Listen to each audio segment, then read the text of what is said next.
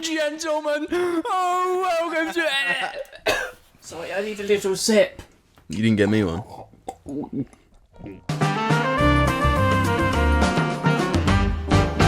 Yeah. Is that better? Yeah. Or do I need to pull it down a bit more? No, it's fine. Good afternoon. No, what is that? It's a badge. Why the f*** is there a badge on it? Because it's a hat. Good afternoon, morning, evening, or night, ladies and gentlemen. What? Is that it? No, let me... Good afternoon, morning, evening, or night, ladies and gentlemen, and welcome to this episode of the Jar Media Podcast, episode 335. I can't believe we've done that many. I guess I'm hosting today. Give me a second. I'm Audio Jungle Jim or Jim Tater Tot Dictator or something. And I'm joined by the Rick and Morty follower. Alex has some weird written down in here. I know, we never get to see it. Bloodcock.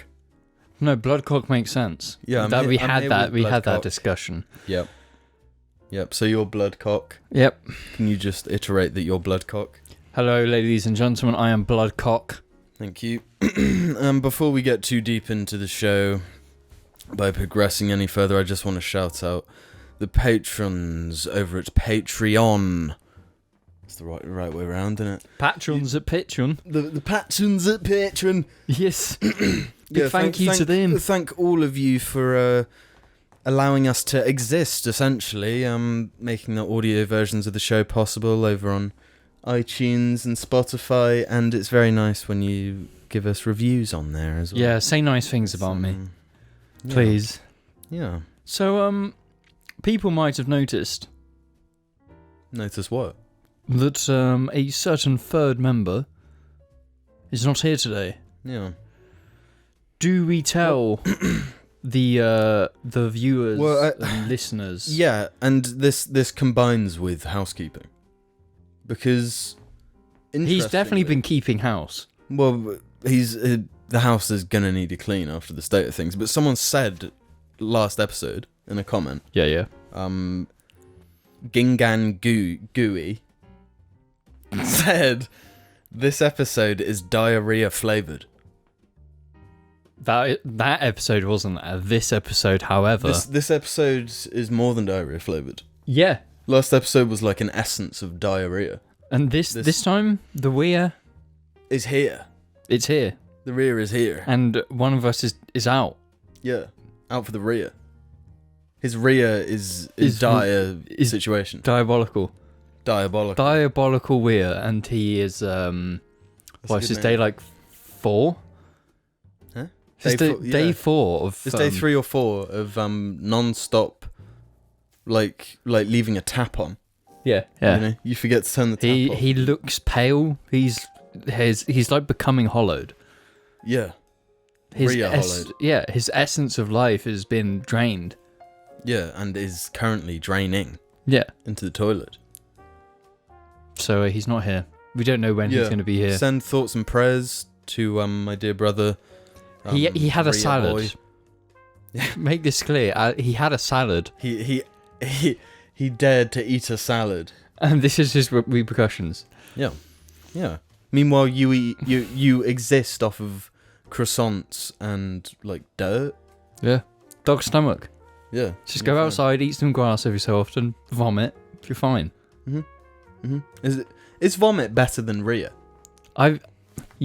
No. If I can't do vomiting, it's like vomiting is more painful for sure. I can't do it. I just want to cry every time I even get close to vomiting. But REA, any day of the week, because you just get it out and it's done. Well, clearly not. Clearly not for him, but not for the quad dayer. But any normal human, it's like one night and you're over. But well, depends. But like I've only had like REA once. If you were to either vomit every day or REA every day, the answer would be REA, wouldn't it? Like once a day, you had to either REA or vomit. Vomit, maybe. Really? Yeah. Because you don't have. There's not as much cleanup. Imagine having to wipe your diarrhea ass. Yeah. That is like a not. I imagine for you time. as well, because you got hairy ass. Yeah, you're never ever going to be able to. Mm-hmm. You're never going to clean all that up. Yeah. You got to have like a bath. Yeah. Bathe, You have to, bathe like, in the REA. you just have to have like a perfectly shaven ass. Yeah. And that's probably not a good time. Hmm. Might be useful in some ways, but otherwise you just. What, shaving your ass? Yeah. Yeah. I would never want to like use a razor down there, you know? It's the only way you get it spotless. Exactly. That's what I'm saying. That's why I would never do it. If I've had Rhea that bad, because surely no. If you're on day 4 of Rhea, surely you just do it instead of wiping and cleaning. You just shave it all off because then it's done. Yeah. It's one and done. Yeah. Maybe we should now that we've come to this conclusion, ask Alex, see what he thinks. Next week if he's back, he might not be. He might be dead. See, I'm not normally privy to the iPad. I'm not either. Alex It's a weird existence, the iPad. Yeah, but under us, like the beginning, he's got our names, and then like a paragraph following our names of nicknames, and that you have like a giant. My stomach just made noises. Yeah, this house might be contaminated. But yeah, you've got like a paragraph. I've got a long sentence, and then under both of them, it just says Alex. He didn't write any nicknames for himself. No. Oh my god, He's got none for himself. Also, like, if he's not gonna write any for himself, why is he writing some for us?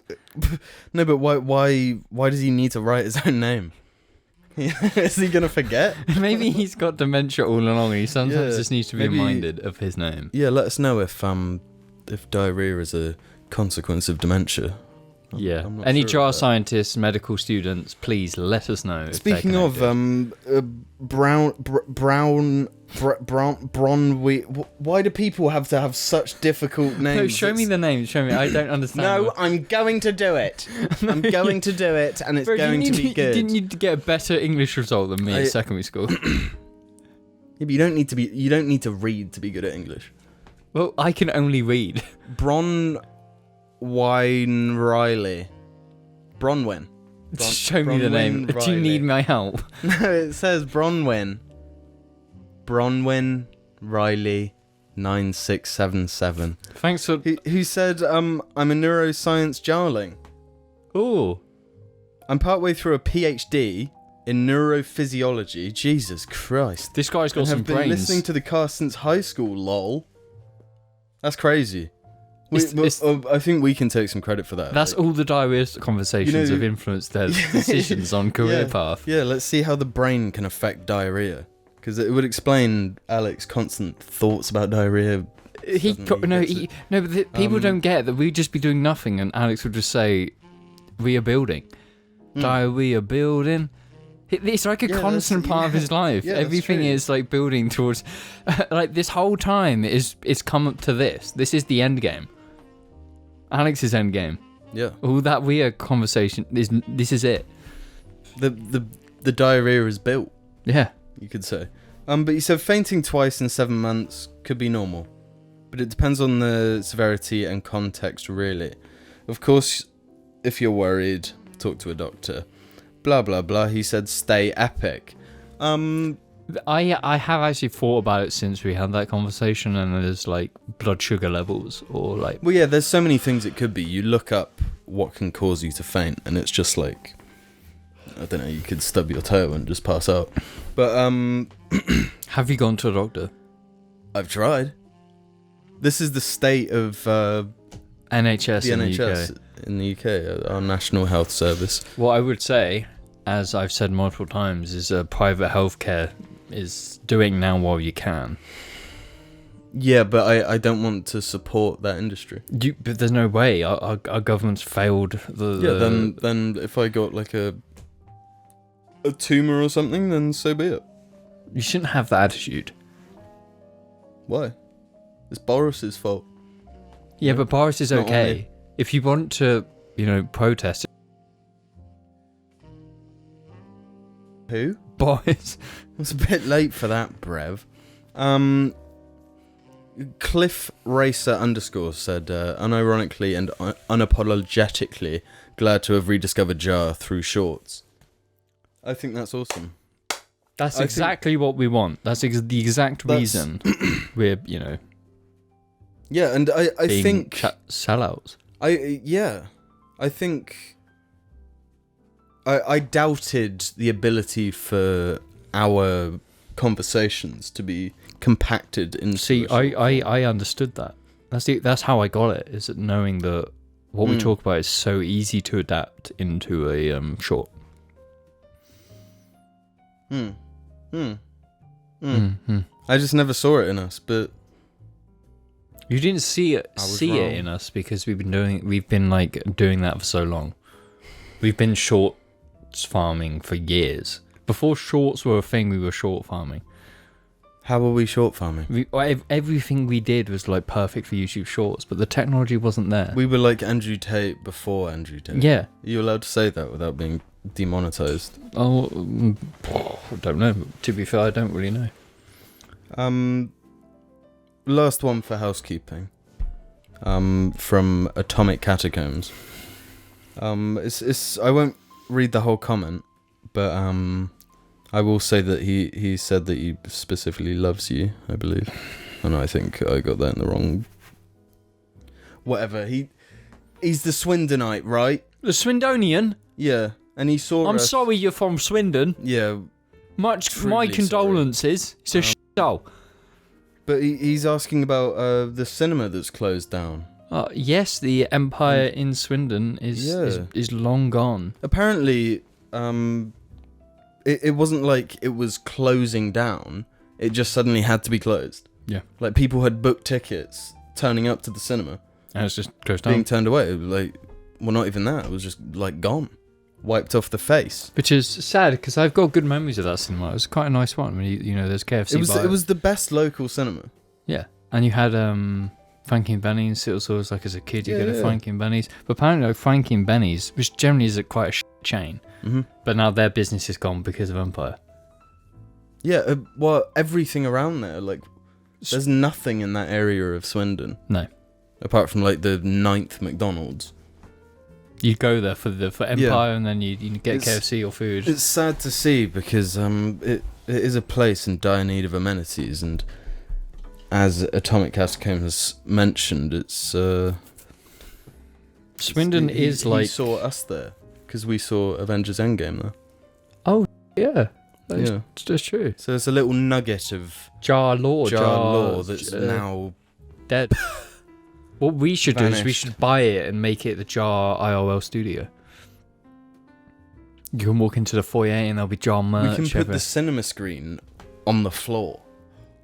Yes! And then we can be like, what's up, dudes? We put the cinema on the floor. And then we'll slowly destroy our content and make us nothing more than a husk of our former selves. Yeah. They're in drama for that reason. Yeah. Are they? Yeah, people hate them. Their new setup has killed them. Well, yeah. It's too big of a grandiose. For those who didn't catch on to our vague references, they're kind of funny. Yeah, kind of funny games. And I used to listen to all their podcasts. And then Colin Moriarty left. And that was They lost their main guy. Yeah, then they kept going for a bit, and they just kept growing and growing. Yeah, they kept going.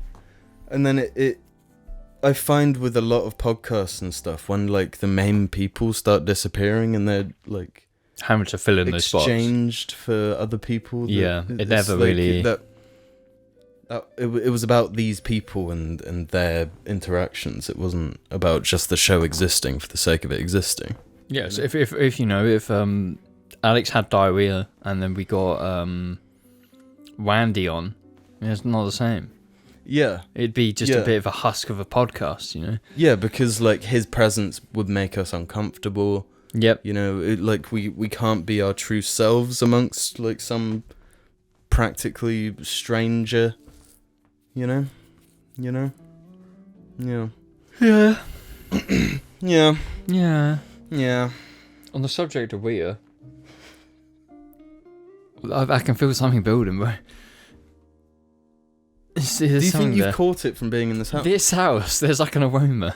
We don't see it, but you breathe it in, you smell it. Aroma. And it taints you. It's like a virus. Well, I'm not feeling too reary.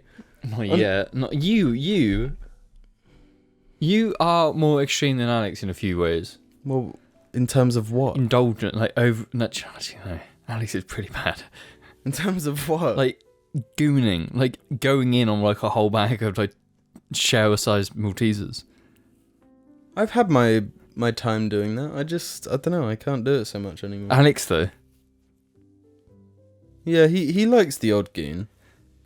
I like, do you not remember the goon when we bought like 24 Krispy Kremes? Yeah. And we ate like 8 in a day.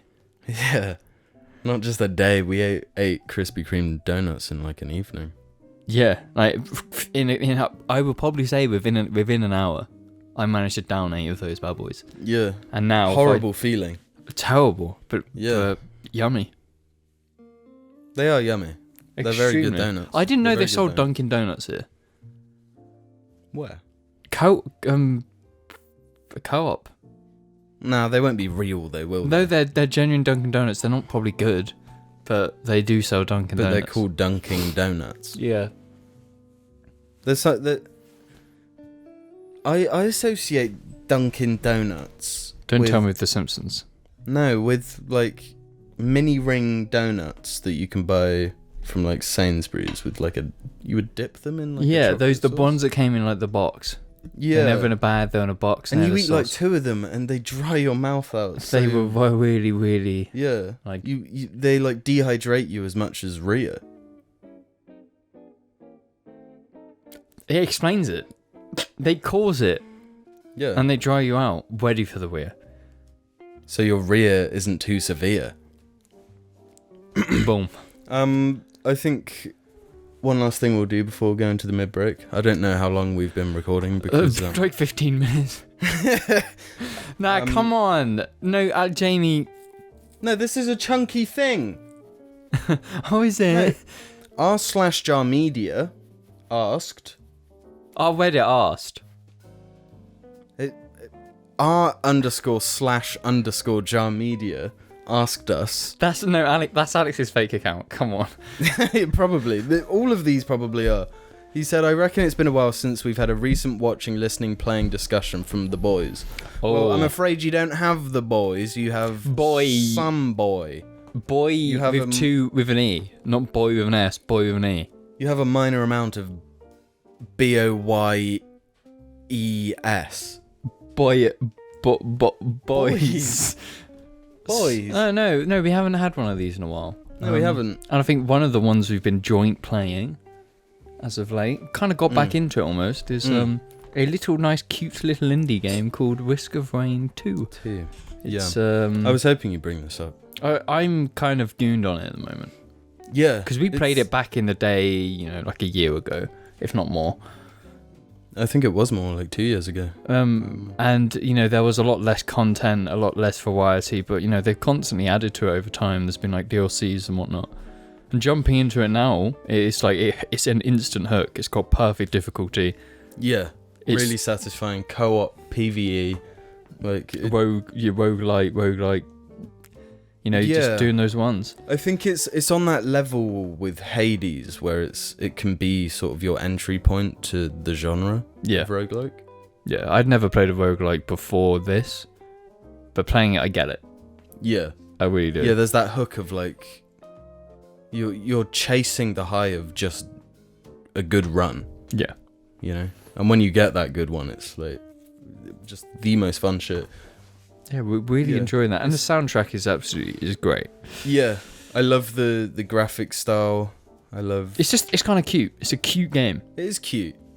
There's little dibbies. It's a cute, wholesome, family fun game. Yeah.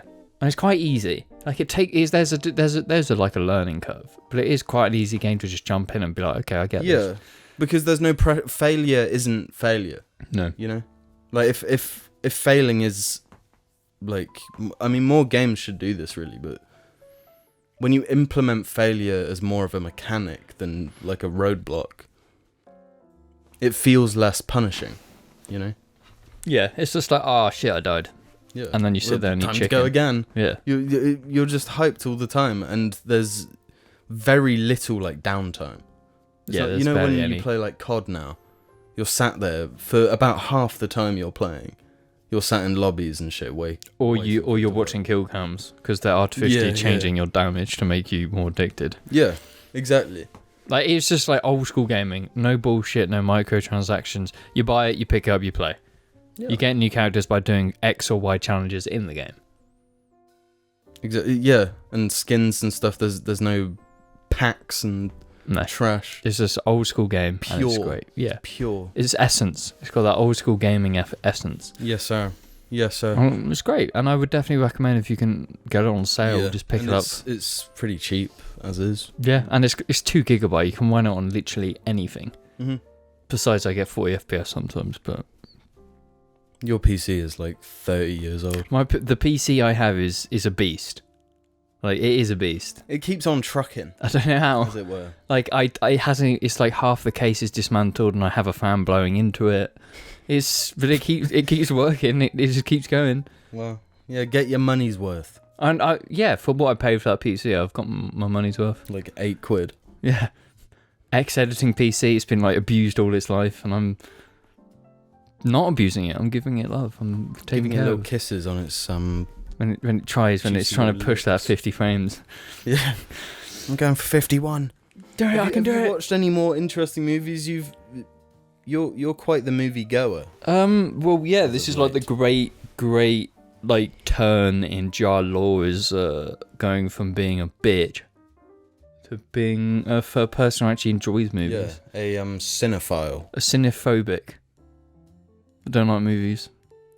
Oh, you've gone back. Yeah, I've gone back. This is the U-turn. Anymore. No, I've been watching. I kind of took a dip because it's like with any hobby, you do it a certain amount of time, you have a little bit of time off, and then you go back into it. And I've kind of been on that with movies, but obviously recently rewatched Dead Reckoning Part 1. Mission Impossible. What are your thoughts on it? It's fire. I don't know if it's fair to say that I was kind of disappointed, but I was. I know what you mean. It's only because the previous one was so good. Yeah, like 10 out of 10 good. Yeah. Masterpiece. Yeah. So it's like it's that when you've got a peak that high, it doesn't matter what you're making, you know, games like cars, planes, whatever. If you're in the creative industry, following something that good is impossible. There's only a few who can do that. Yeah. So it's nothing against it for not being as good, but it did leave me a little bit disappointed. Well, yeah, it's kind of proof of the action sequel problem. Like, yeah. Marvel's obviously always seen this, and Mission Impossible that has it the clearest. The like escalation of what has to happen in the movies for it to outdo the previous one. But I feel like they never almost outdo it though, because it's like it's all insane shit in its own way. And obviously, like the insane shit in Fallout, being the previous one, is like that is so insane. But then you look at like Ruination, and he's hanging off a plane, where it's like also insane. Mm-hmm. And then climbing the Burj Khalifa, also just like ridiculous, sprinting down the Burj Khalifa, insane. Yeah. And this new one has the jump. You know, no spoilers. Everyone's seen it. It's in all the marketing. Yeah. Nutty. Mm-hmm. It still does. It does achieve that kind of perfect like curve of like tension and action does escalate appropriately. But that movie has a real good like. There's a massive peak in the middle. Yeah. And it's not as breakneck as Fallout. It's not paced quite as tightly. And I found, for some reason, Fallout works on like an emotional level to me. Yeah. Like just all the performances like worked perfectly, and I don't know, I really like actually cared for these characters suddenly in like a Mission Impossible movie, which was like, what the hell? The like kind of like stakes at the end were like you could feel it more, where it was like this could actually like kill them.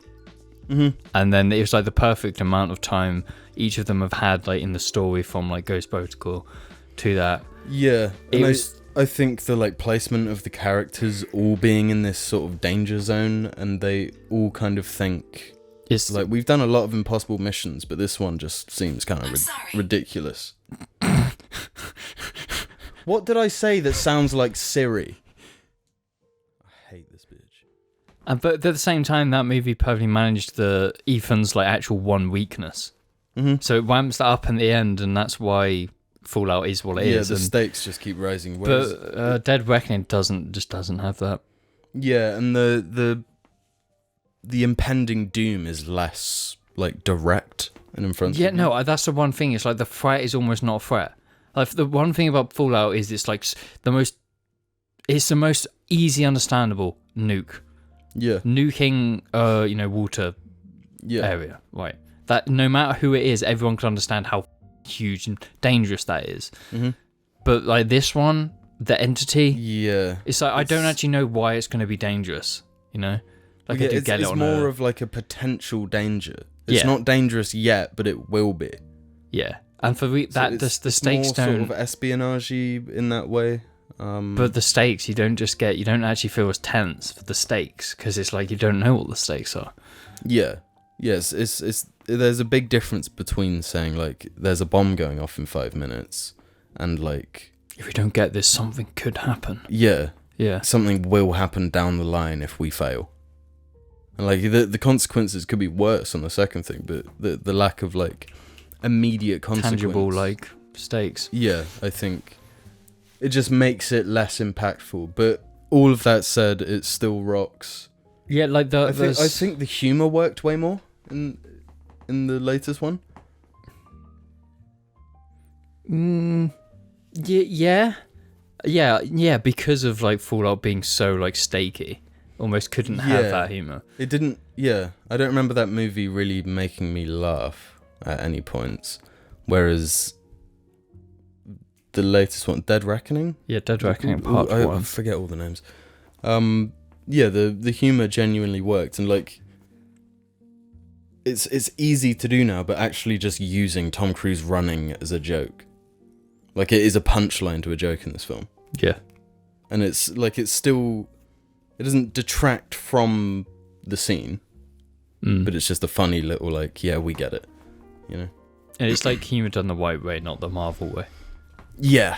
And I think that mainly is because, you know, the trio being like Benji, you know, Ethan and Luther, they've been in so many of them now where you can really feel that charisma between them and the actual like the chemistry. Yeah, for sure. Like highly enjoyable. Like it's not a bad watch at all. Not at all, no. But and it's nice to have an action movie that is an action movie. Yeah, and it takes itself seriously when it needs to. Yeah. I'm sure I said that about Fallout as well, but it is just as true for this one. It is, absolutely. It's like the one last like action like series where, you know, all those stunts are like proper. Mm-hmm. So the action movies aren't like that anymore. No. And there's no like actual like movie star, and Tom Cruise is still doing that crazy shit. So it has that appeal. He's all we got left. He is. And well, on the subject of Mission Impossible, I've also, since seeing it, I've gone back and watched the last. Well, I've watched from 3 to Dead Reckoning. So I've gone back. I've watched Ghost Protocol, Rogue Nation, Fallout. Watched Fallout recently, like yesterday. Mm-hmm. And then Mission Impossible 3. Great. All of the recent ones in the last 10 years, great. You do get that peak of Fallout, but Ghost Protocol being 2011, so that was 4. Mm-hmm. That's so close to being Fallout level. Yeah. It is. Yeah, really, it's probably the second best one. By far. I just saw it on Netflix one day a few years back and decided to watch it and was like, wow, this... It really holds up. That's the Brad Bird one, right? Yes. Yeah, really the awesome Burj Khalifa one. Yeah. Really, really good. And then... It's a series that doesn't really get enough credit, I think. Yeah. It's almost like just like, oh, Mission Impossible is the action movie, but it's like the good action movie. Yeah. It's goofy but not too goofy. It's like cool but a little bit. I'm not gonna say the G word. Yeah, I know what you mean. But it's like having watched like Mission Impossible 3 being 2006. It's like they did. I don't think they even knew how to make Mission Impossible different yet. Yeah. It didn't have like an identity.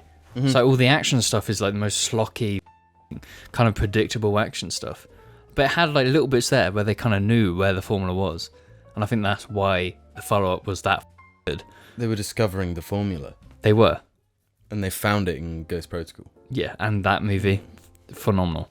Having like watched Rogue Nation, like the one after it, it's like Rogue Nation is such a dip. It's so not that great that it just makes... Yeah, it kind of blew its load too early with the plane thing. Yeah, so way that's too the bit early. you wanted to see.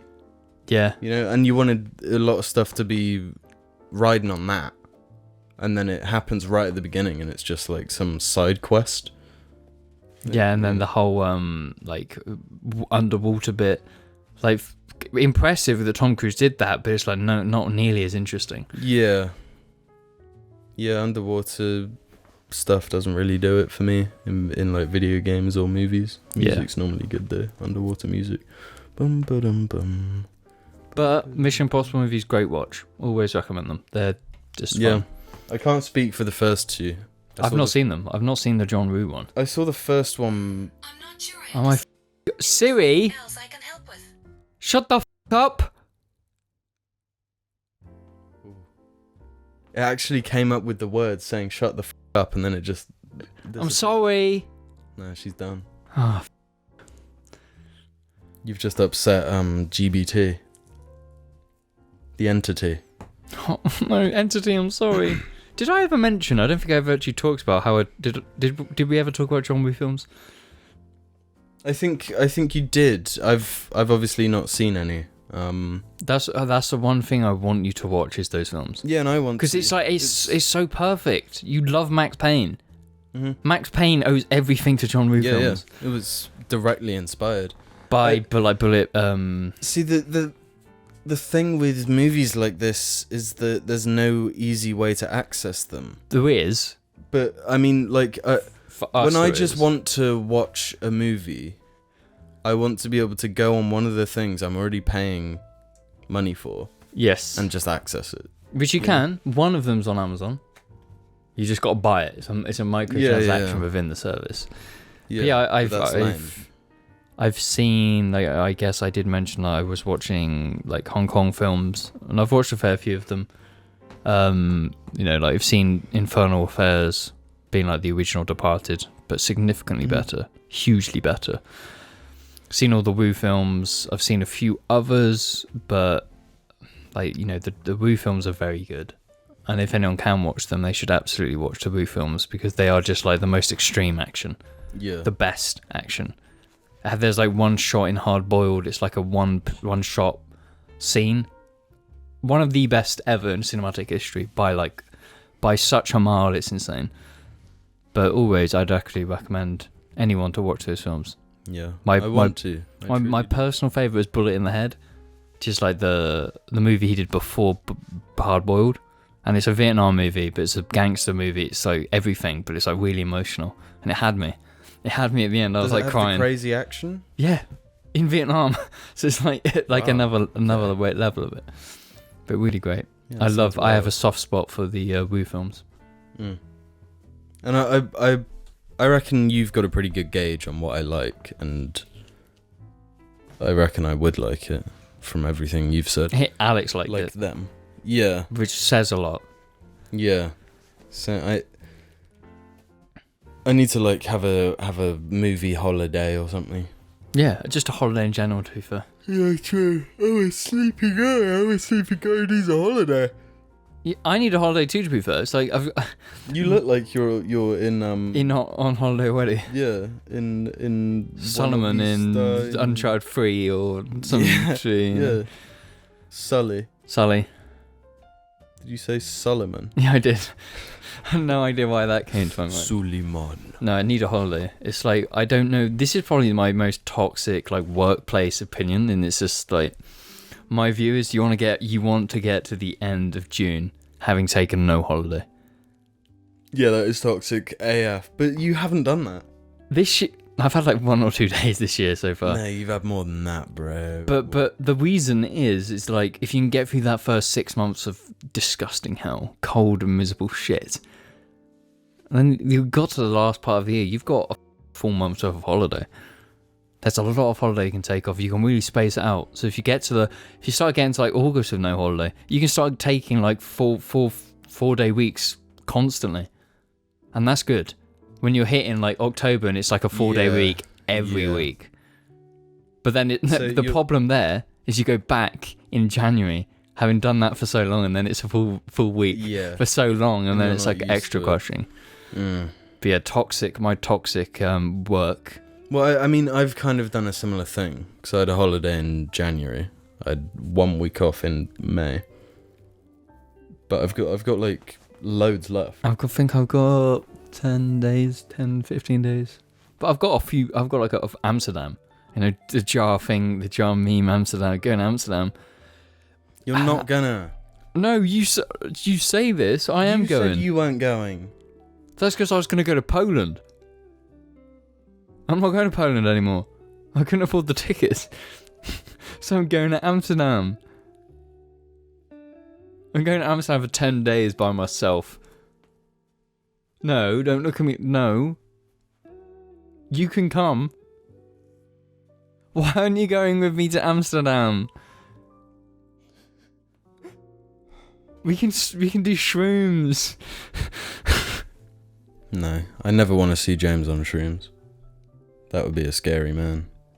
No, I'd probably be normal. This is when I become like mostly like clean cut normal. Okay, well, what media have you watched, bro? What have you consumed as of late? Or have you like consumed nothing? I saw Barbie. Let us know. Share your whiz. I'll let you know after these messages. Nah, it sucked. Yeah. Bye, Bear Bear. Bye, Bear Bear. I do declare, bye, Bear Bear. Bear Bear shirts and mug available now. Check the description below. Yeah. Welcome to the second half of the Jar Media podcast. Now talk to me about Barbie. Entry-level feminism, shit. Thank you. No, I've not seen it. No, it's pretty funny.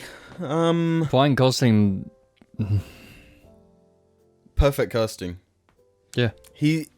I knew he had a bit of a propensity to be goofy, but I didn't know he could be this goofy, I've seen a lot of the interviews of him behind the scenes, and he's funny.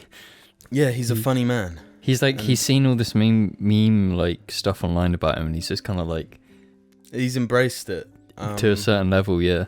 But I wonder how many people are actually gonna go see Barbie. You know, like the memes are dudes in like suits and stuff, like rolling up to the Barbie showing at 9 p.m. or whatever. And you think this is one for the ladies? Well, definitely. I went to see it in a packed cinema, and I was a minority. I would say I know a lot of people, okay? All the girls have been posting about watching it, and none of the men have. Yeah. Yeah, it's... I underestimated how big of a deal Barbie is. People love Barbie. Yeah, you wouldn't think so. And this movie's like... First of all, I don't think it would exist if not for the Lego movie. That is a strong opinion, yeah. There was some like reference stuff. No, yeah, the people who are like talking about going to see it, the guys, right? Yeah.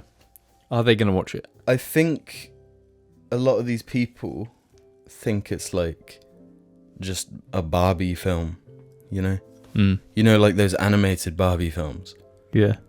It's like just one of them, but live action. Nah.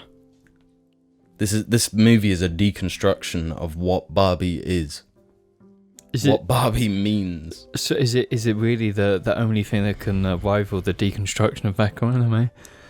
Maybe. Is it the only? It opens with a giant mecha Barbie. Yeah. Stamping on babies. Is damn. Yeah, that's how the stuff I didn't like was like the movie references. There's like a Matrix reference. The movie opens with the same opening as 2001. Yeah, that's trying to be meta, but it's just cringe. Yeah, I'm just so over everything doing this now. And like, reference humor. It works more with like Lego, you know, because Lego has Batman, Lego has Superman, Spider-Man, all this various stuff, all these IPs that come under that branch. So like when Lego Batman is in the Lego movie, it's like, well, he's Lego. There is a Lego one of him. Yeah, so it makes sense. There isn't like a Matrix Barbie, you know. There could be, maybe, but there could actually be, right? Yeah. Maybe. Keanu Barbie. But yeah, but I'm glad you watched it. I'm not gonna watch it. Yeah, I did get a little bit bored at the midpoint, and it was like, where's this going? And then it gets kind of strange, but then Ken isn't in like a sizable chunk. It felt like he kind of vanishes to set up some future stuff, and I don't want to spoil anything, but I'm glad the movie wasn't just like Barbie and Ken fall in love. Yeah, and that's the plot. Like that would have been boring as hell. It went places I wasn't expecting. I didn't look at all the advertising for Barbie that I saw was the memes. Yeah. That was the advertising, which is genius. Because like I would have been pretty miserable just going to see the Barbie movie had I not related it to something I actually find kind of funny. But as a comedy, it worked enough. Yeah. As a musical, it had songs in it. As a drama, well, maybe not so much. Okay, I can picture it now. Yeah, I don't know. I'm glad it at least tried to say something instead of a lot of like toy companies saw the Lego movie and they were like, okay, time to poo-poo out animated movies to mass produce the children. Duplo movie or something, the fucking Mega Bloks movie, without getting like the point of the Lego movie was like, this is what Lego is supposed to be, you know. It's like what is Lego? Lego's this. That's what the movie says, and I guess the question is, what is Barbie? It's like, well, Barbie is kind of this. I'll drag you along to watch Oppenheimer, the good one. Yeah, I actually want to see that. I want to see movies about bombs. Yeah, man things. Manly man. You think I care about oppressed women? No. Women, they're not oppressed. They get a movie about them. Yeah. How can you say women are oppressed? I bet you Margot Robbie got more money than Ken. That's oppression.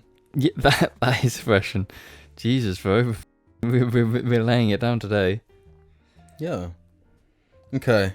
This is the second half of the show, ordinarily, where we go to the questions. Reddit. Where you lovely people can head over to r/JARmedia, not the u/r_/_JARmedia. I'm talking just straight r/JARmedia. And not r/FNAF. Why'd you even bring it up, dude? Well, I've got this one. I got the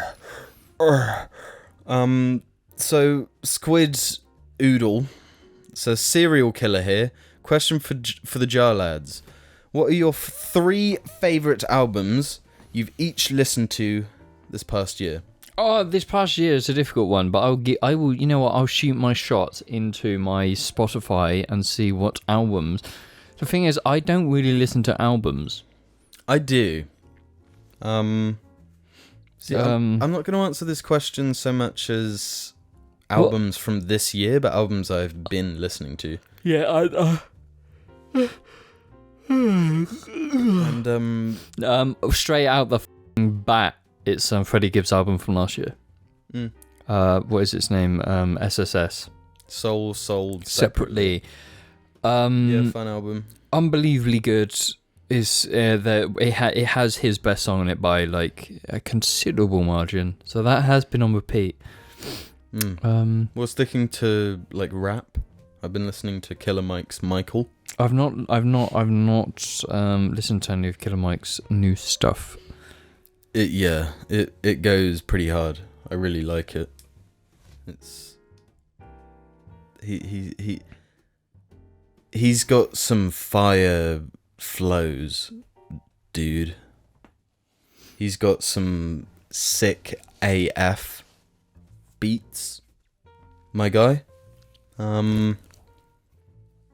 But leaning away from rap, Kid A by Radiohead. I've got to. Came out a long time ago, 2000, 23 years ago. A long time. Long time ago. But damn, I love this album. I need to listen to Radiohead. It's like weird and cerebral. This album is less of their like indie rock leaning stuff and more into the like reverberating like just oppressive sort of disconjoined audio vomit that sounds beautiful. I like that. Yeah. I need to listen to Radiohead. Recommend it.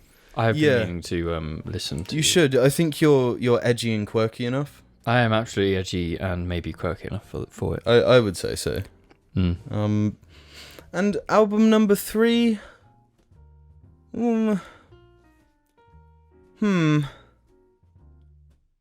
It's a bit of a toss-up. It's a bit of a tricky one. Because it wasn't until this year...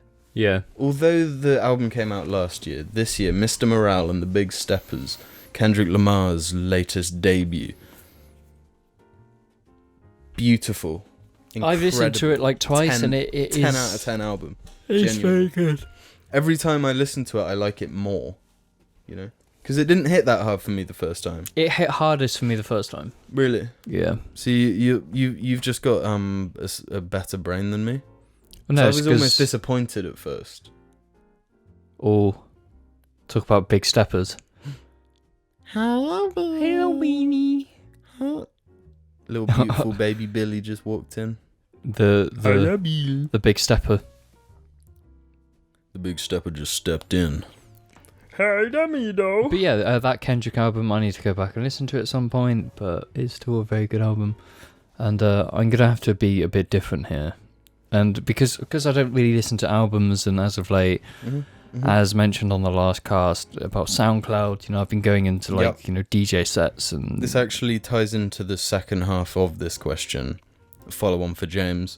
How do you go about finding new artists in such an obscure genre as jungle? Okay, well, I will finish the Spotify one, and the other album I've listened to is the 2019 album by Plutonio called Sacrificio Sangre Lagrimas. It's a Portuguese rapper. Very good album. And the other one would have to be, I think, possibly Timeless by Goldie. A one of the big albums from the 90s for like the jungle drum and bass transition. Because you had LTJ doing his stuff, and then you had Goldie. And that's kind of what spread the genre. So that was a really, really solid album. It's timeless. It's a really good. So I definitely recommend that. But with the main reason I've been finding new artists recently is through YouTube. Well, because there is a not jungle necessarily, but there is a channel called Hall Berlin, and Hall Berlin. Anyone has probably seen their the white room, the white toilet room sets.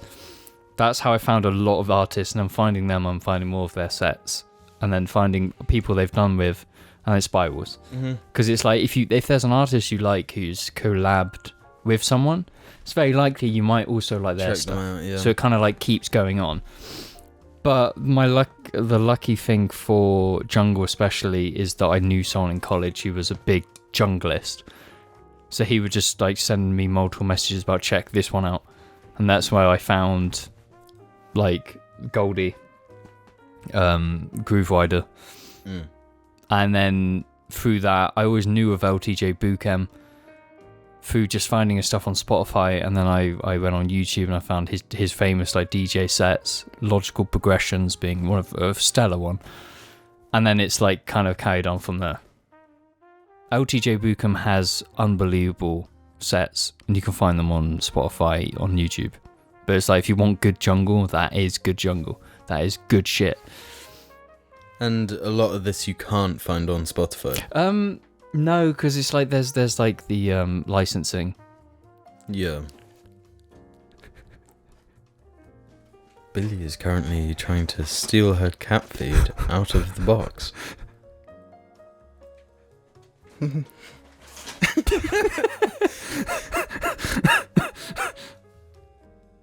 Oh, they're all empty ones. She's trying to eat the empty ones. But yeah, no, with like some jungle stuff, depending on the record company, some of the stuff is on YouTube, on Spotify, some others aren't. Yeah. Good looking records, which was LTJ Bukem's record label. What the fuck is? Yeah. There's a playlist on there that details all of his artists and all what they produced under that label. So you can find some really good stuff there. But it is like YouTube. Because the weird thing about YouTube, especially with music, is there's just like the most unbelievable passionate people who just upload shit from the 80s that they found on a cassette player. And it's all on YouTube, and that's how you find it. Like, yeah, that's next level sort of. I think if anyone is interested in digging. Yeah, in like finding old jungle, there is a channel. I think I like jungle as a genre. Jungle is like, it's like, the way I see it is it's good drama bass. Yeah.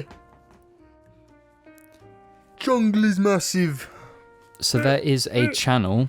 It's got 9,000 subscribers. So this is quite small, and it's simply called Back in the Day Jungle. And all it is recordings on cassettes. And there's loads of really good shit on there. You can just go on there and you can instantly see like Groove Rider stuff, LTJ Bukem stuff at X nightclub. That's where you'll get some really good shit.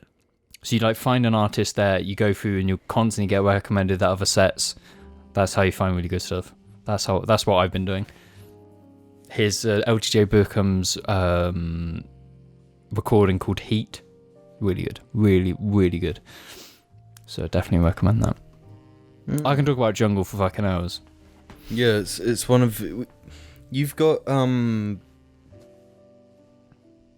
few but very deep passions. Yeah, it's like they're not. You have to be a gooner to enjoy them.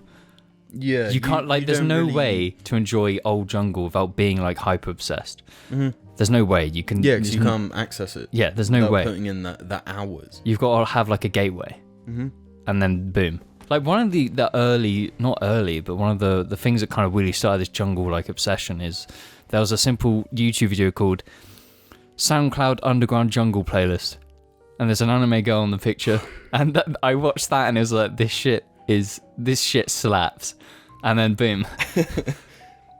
I guess there is crossover between anime enjoyers and drum and bass enjoyers. Eurobeat. No, Eurobeat's got no. There's no overlap between them. No. Here's the overlap, right? I think it's like modern online weeaboos happen to kind of like drum and bass. But here's the direct overlap. I'm going to explain it to you. Oui. Right. So, overlap. Number 1. Anime. Overlap. I know we talked. I know I've said it a lot. D. I've said that I don't like anime. I don't watch it. You are an anime fan. I've watched a lot of anime. I watched an anime. You've watched an anime? I watched one recently. I should have brought it up in the thing. What would you watch? I watched again Princess Mononoke. Good movie. And I've been listening to the soundtrack a lot. Phenomenal. Jesus Christ. It's like, just take me there. Yeah.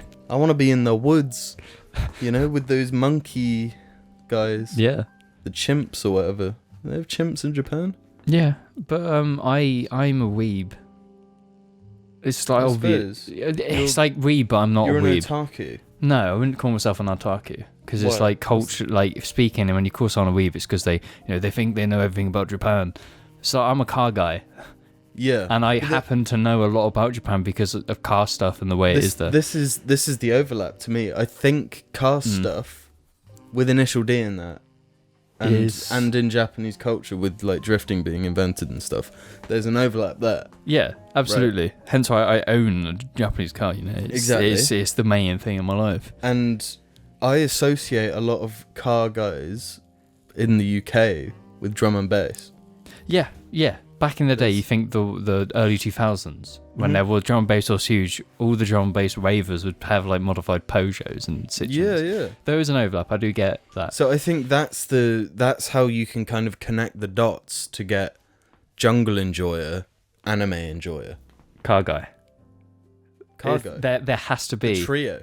There has to be some mix. Yeah, it's the triforce of your personality. Yeah. And it's like I haven't watched anime in a while, but I've been around the wingers of anime. You put your time in. I put my time in, and I still haven't finished. Why are you not an otaku though? What's the difference between? Well, no, otaku's like anime's it. That's their thing. Statues. Okay. Because I guess so. It's like that's your main passion is watching anime and the consumption of anime. But no, I guess that they're now called weebs in the West. You're just a weeb. Yeah. But I'm not a weeb because I just watch anime when I can be bothered. But I spend my time Nissans. But I also feel that you can't have my car without having to be somewhat of a weeb.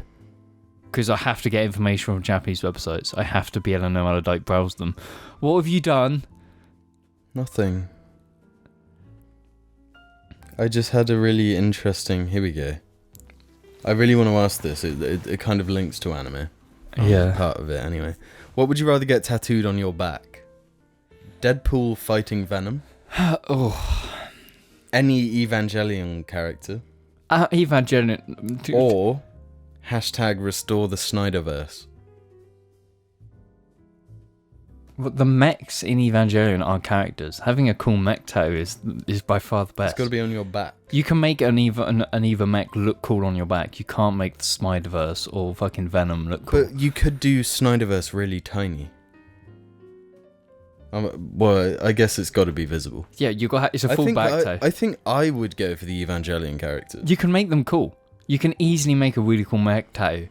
Have like koi fish and like Yakuza inspired like Evangelion tattoo. That'd be sick. Yeah. Like how liberally can you kind of change like the art style and stuff and keep it that character as a tattoo? The thing is, it's Evangelion. The big cube that floats in the sky is a character. So you could just have a cube. You could have the Evangelion cube, the angel, the angel. Yeah. Okay. I'll do that then. Easy peasy. Easy peasy. This is a question for Alex, because Alex would be like, Venom? Alex would go for, Venom. Yeah. Fighting Deadpool. Lame. Shall I ask a question for Alex? Yeah. From Revert to Monkey. Question for Alex. Is there any IHE video that you are most proud of? Maybe you put a lot of time into it. Or maybe it just flowed right out of the brain and came easily. Personally, I think all of Alex's Destiny videos are really good. Yeah, I'm most proud of those. Yeah, it's a fucking occasion when Alex uploads a Destiny video. It's like popping up the wine, getting a nice meal in, cracking it open in front of the big TV, and watching it. It's like that type of occasion video. Yeah. They are occasion videos. It's the only way I keep up with Destiny. Same. Yeah. Because naturally, I'm not enough to play it in the first place. Beep that. Well, no, but I've always slagged off Destiny players because they're clearly victims. They are victims. They are victims. They can't see it. They're Stockholm Syndrome to fuck. To manipulation and financial abuse. Yeah. Literally. Like. And this is an ex-Dark Orbit and World of Tanks player. Yeah. And I got out. Yeah. They can get out, but they're gaslighting themselves to thinking it's worth staying. Shall I find more questions for Alex? Yeah, let's only answer questions for Alex. Okay. Is Alex interested in playing Final Fantasy 16 since he played other entries in the series? Final Fantasy 16 is also largely developed by the people who made 14, which is probably the best live service out there at the moment. Alex fucking hates Final Fantasy. He's never going to play it. No, he said he hates all weeb shit. Alex doesn't even want to watch Evangelion. And that's all you need to know. That's all she wrote.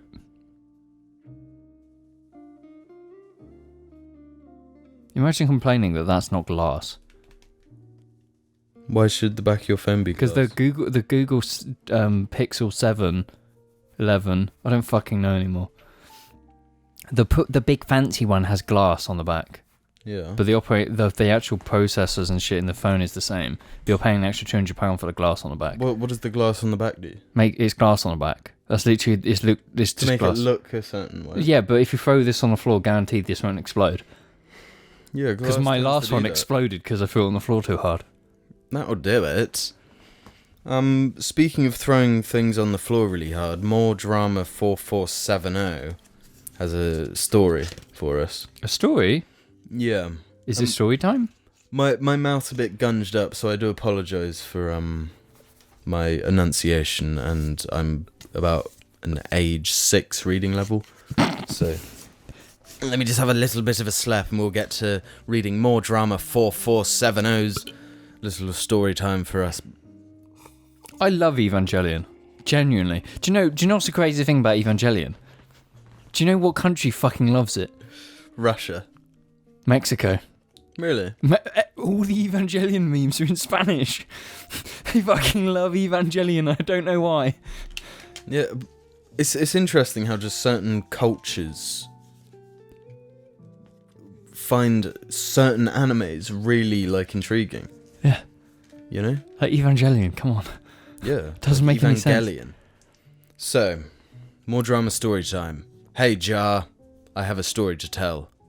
I went to a bar restaurant with a date yesterday. Did it go well? We took separate cars, so I listened to the latest cast in my car on the way back. I'm afraid of basically anything, but the way Alex described Skibidi toilet had me fearing for my life over the drive. I nearly cried. Okay, the date clearly didn't go well already. When I got there, we had to go to the bathroom, so we went together. We're both girls, so it's not that weird. And I suddenly yelped and jumped up when I was about to pee when I thought of him. Oh, hello, woman. Hello, Skibidi. My date got really worried and asked if I was okay. I told her I got my finger stuck between the toilet seat, which sounds stupid, but anything's better than I thought of Skibidi toilet and got really scared. Thanks, Jar. I hope your date went well outside of that. Maybe get a grip. Skeet him up and bottom. No, I mean, listen, here's the thing. I'm a man who used to be, when I was afraid of toilets. I'm a man who used to be very afraid of toilets. Mm. Right? I had a primal fear of toilets. Mm. Okay? Mm. For years. When I was a child. I wasn't a man at this stage of my life. When I was a child, I was mortally afeared of toilets. Mm-hmm. What did that lead to, Jamie? Let me tell you. Oh, no, Cuthbert, come on, no. I know what this leads to, no. No, I didn't shit for a week. And you're living with the repercussions now. Exactly. My asshole has become so strong. Imagine, like, how can I put this? Imagine a garbage truck, right? Yeah. That's been picking up garbage for months and not emptied, right? That machinery's gonna give at some point, you know? Yes. What happens when it reaches critical mass? Explodes. Explosion. Are we talking Alex explosions or a different kind of explosion? No, I just do massive shits. So don't be afraid of toilets, because you will regret it. I'm not afraid of toilets. I genuinely oh my, I don't even want to say this. Just one night, really pissed on my face, and when Wait, what? So, huh? You pissed on your face? You pissed on your face? No, I didn't piss on my face. No, it's just like, you know, when it's just like you're a bit pissed. Yeah. And you need a piss. Yeah. Being inside a house, you're like, like the only bathroom at the moment is downstairs. Like it's, you know, completely downstairs on the outhouse almost. Right. And I was pissed on my face, and it's just like, you know, my monitor's there, my window's above it. So I jump onto the ledge of the window, bounce down, squat, and piss out the window. Piss out the window? Out the window while like holding onto the window for balance, because I was pissed and I was going to fall on my monitor. I used to do that. Honestly, it's the best. I used to live in the top floor of my parents'. It was 3 floors. It was, ground yeah. Floor, first floor, second floor, and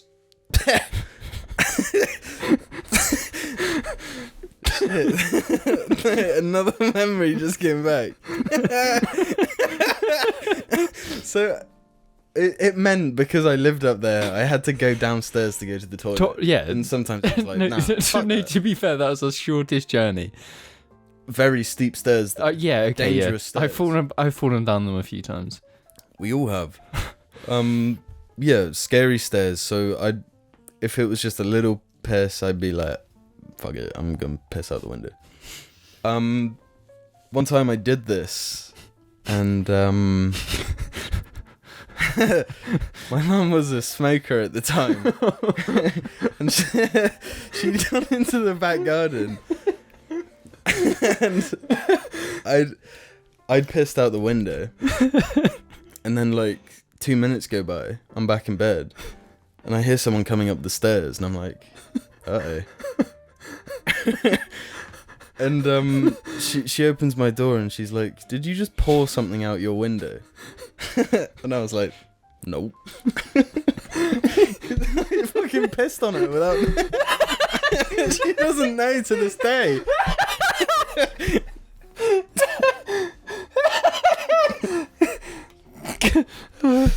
Yeah, the thing is that to me that's a beautiful lie. You know, did you pour something out the window? No. It's the truth.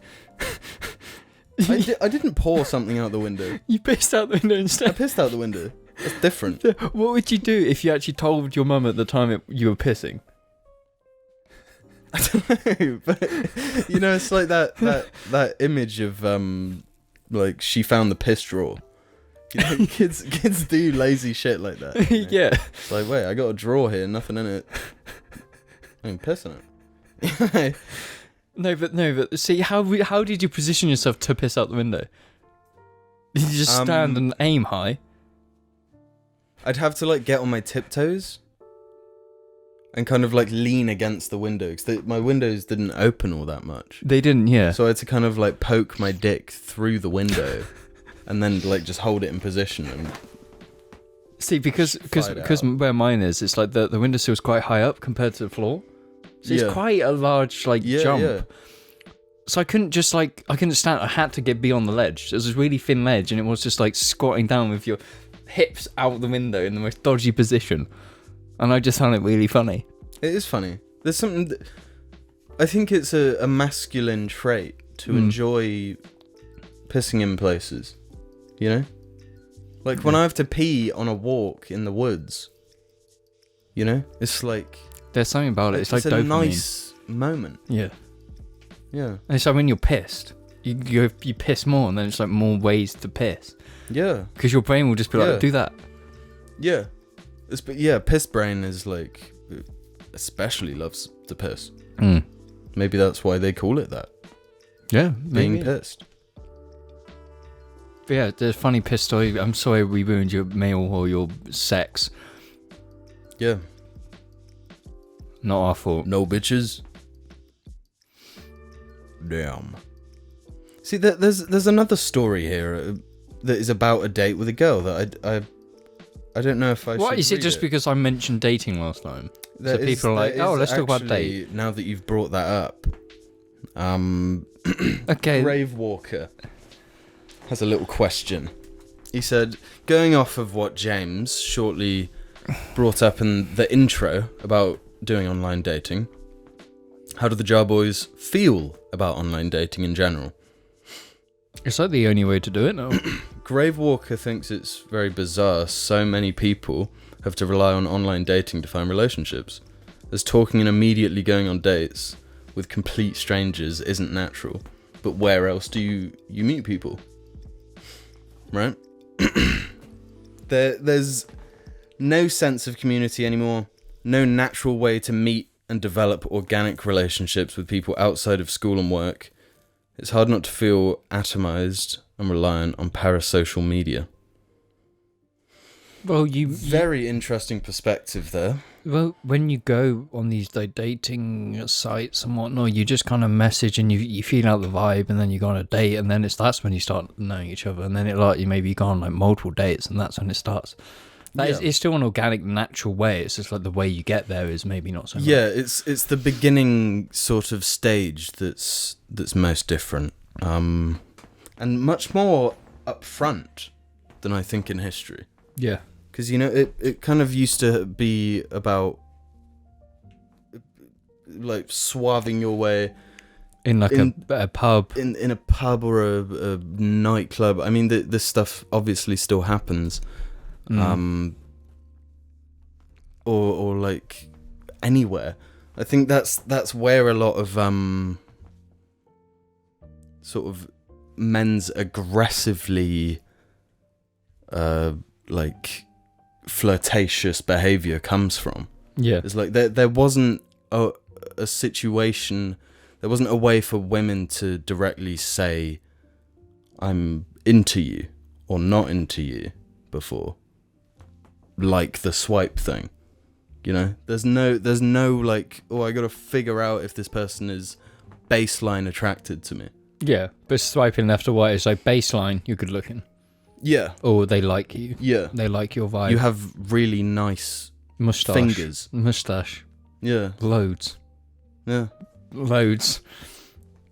Big loads. Big loads. I like this person's loads. So swipe right, or whichever one it is. But I mean, it's wrong to say it can't happen naturally. No, it can absolutely happen naturally. Without the use of stimulants. But I think I don't really have an opinion on it. Yeah, it is what it is, really. It is what it is. It is what it is. Well, you've definitely used dating apps more than I have. How do you feel about it? It is what it is. As long as you're happy, it doesn't really matter. Yeah, and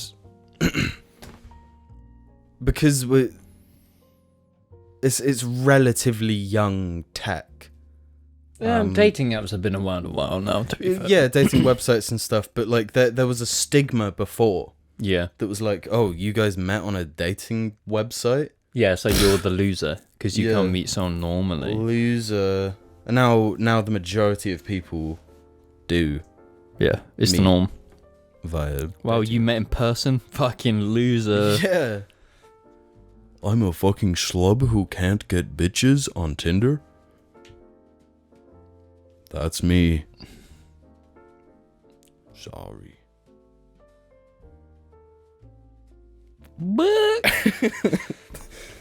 Nah, just be fucking happy, innit? Yeah, I mean, do what you want. Yeah. I don't give a shit. The other alternative is finding that balance of being able to approach someone you find attractive and informing them that you would like to pursue something, even just to see the Barbie movie, perhaps.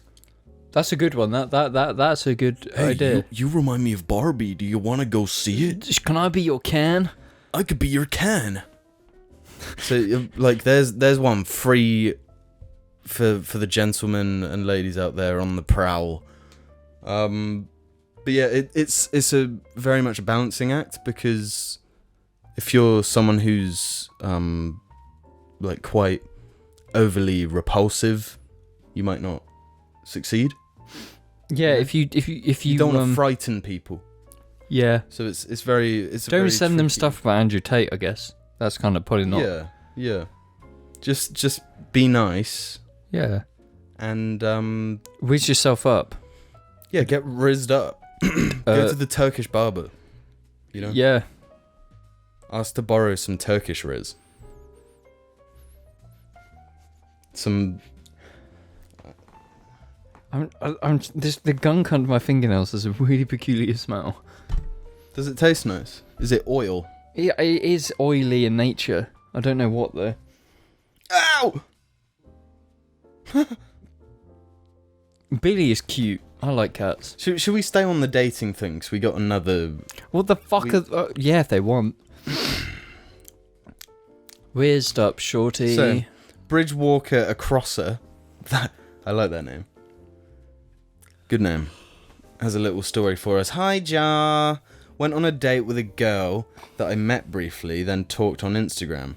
I picked her up from her friend's house, where she had been drinking the night before. When I picked her up at 11:30 a.m, she was drinking vodka mixed with Pepsi in a can at 11:30 a.m. She suggested taking shots on a bus, which I did for some reason. We got something to eat, and then we went to some shops where she stole clothes and CDs by ripping the tags off and stuffing it in her bag. I was so embarrassed and really worried that she would be caught and I would be banned from these places. Many of which she has actually been banned from, including Greg's. How the fuck do you get banned from Greg's? Yeah. She ended up staying over after we had some drinks in a bar with her sister. We both got very drunk and she left in the afternoon to buy coke with her friends who picked her up. I couldn't believe any of this happened. Despite all of this, I actually thought she was really nice, funny, and easy to talk to. She had told me a lot of alarming things about her life, so it made sense why it had affected her in this way. But I'm still torn. My question is, to what extent do you judge a person on their actions versus the content of their character? What I will say there is stealing from places is fine. Stealing from capitalist companies is great. CDs, who sells CDs? Charity shops? Do you think stealing from charity shops is... Depends, it could be like TK Maxx. TK Maxx does have CDs. TK Maxx is a charity shop. Oh, classism right there. What I would say, maybe drinking that early in the morning is a bit of a red flag. Yeah. That, like, straight up, red flag. Doing coke, maybe is a bit of a red flag too. Trying to do shots on a bus, gonna say... That's just classic bus behaviour, really, in the UK. Yeah, that is bus behaviour in the UK. That's a green flag. Yeah. That's a red, white and blue flag. I would, like, I guess if you got along with her well, it's probably maybe because of the alcohol.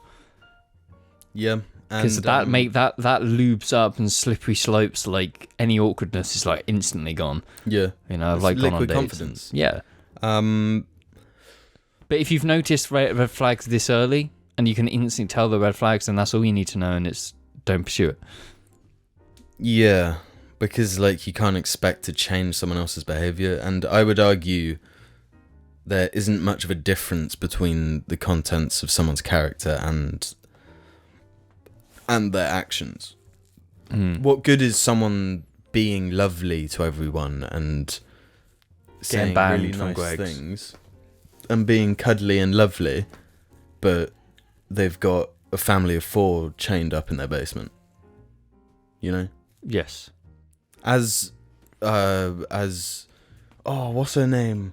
What's her name? What Tom Cruise's ex-wife. What's her name? I don't know. Fuck. Emilia She was Clarke. in Batman Begins, and she says it's not who you are underneath, it's what you do that defines you.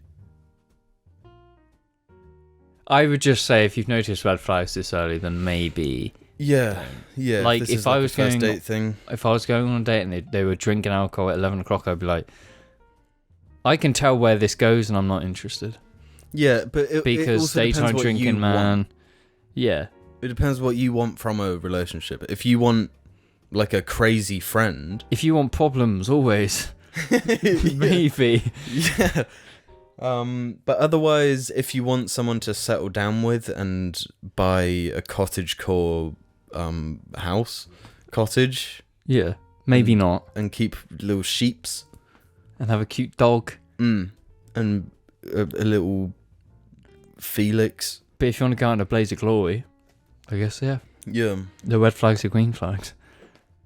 yeah. The red flags are just perspective. Wow. Yeah. Do you know what my red flag is? What? Jar media. Me too. No, what's your beige... In your opinion, what's my beige flag? Your beige flag. Yeah. Do you know what the beige flag thing is? Yeah. Okay, good. It's just like nothing. No, it's like something that's a bit like... But it's fine, because it's like yeah, 'cause almost... it doesn't matter. Maybe the quantity of bread you eat. You know? It's like... What the... But, like, who's that gonna hurt? Me? Yeah, your, like, gut bacteria. But Yeah. other than that. Do you know what your beige flag is? What's my beige flag? Turning up late to everything always. That's not a beige flag. No, it's to That's me because it's like I'm not going to change it. Well, I can't do anything about it, so I'm just like whatever. The problem. I'm not always late to things though. Apart from, I'm not. See, no, I'm the stupid one because I've not adapted. I always get there on time exactly by the No, second. you get there early. No, I'm not an early.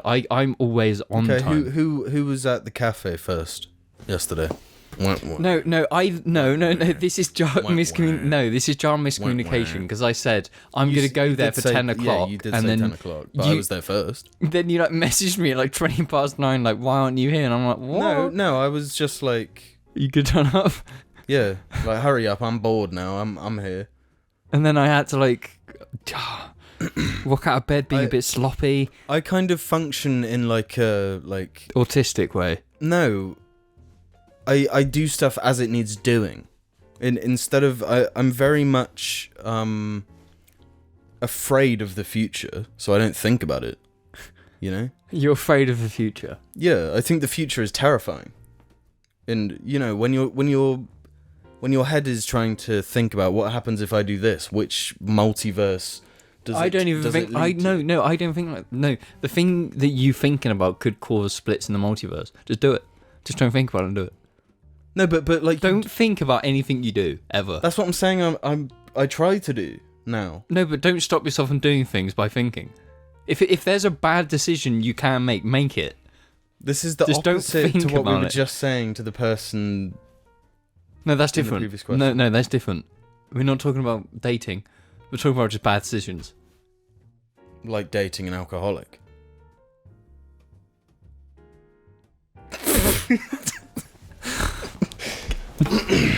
That was a bullet I dodged. Yeah, you skirted out of there. We've already read this one, but I don't think I read the person so I'm just going to ask it again. no, And it's a no. question for Alex from Mr. Blue Pumpkin. Is Alex interested in playing Final Fantasy 16? No, he's I not. really want to get to the bottom of this. No, he's not. Is he? No. What do we think? No. Why? Because it's cringe. Alex is too busy not making videos. Miniature Rani says the fear that Skibidi toilet imparts on Alex feels similar to the fear of the bear and lion from Teletubbies. For me, it's something about eyes and mouths appearing to move independently of one another. That really unnerves me. Okay, don't be afraid of toilets, dumbass. Bitch. Skitty bottom. I'm going to ask one more question. Yes. And this is from Mr. Blue Pumpkin. Who says, is Alex interested in playing Final Fantasy 16? I'm gonna fucking throw something at you, you stupid bitch. We've answered all the questions. Oh wait. No, bro, I've seen the list. Oh no, let's do Laser the Lurker's question. Okay, what is it? Alright. I've been watching IHE since about 2015 and have been watching the podcast since 2020. This podcast was very much the only thing keeping me sane during lockdown. Much thanks to that. You're welcome. Yeah, you're welcome. My question is for Alex. Seeing as you've slowed down releasing videos on IHE, do you think you will ever return to making I hate insert general topic here videos? Or will you stick to more specific things, like the Destiny videos and your superhero movie reviews? I don't know, ask Alex. Yeah. Why do you ask that question when he's not here? Yeah. Jesus. Get out of here. Get out of here before I change my mind. Get out of here.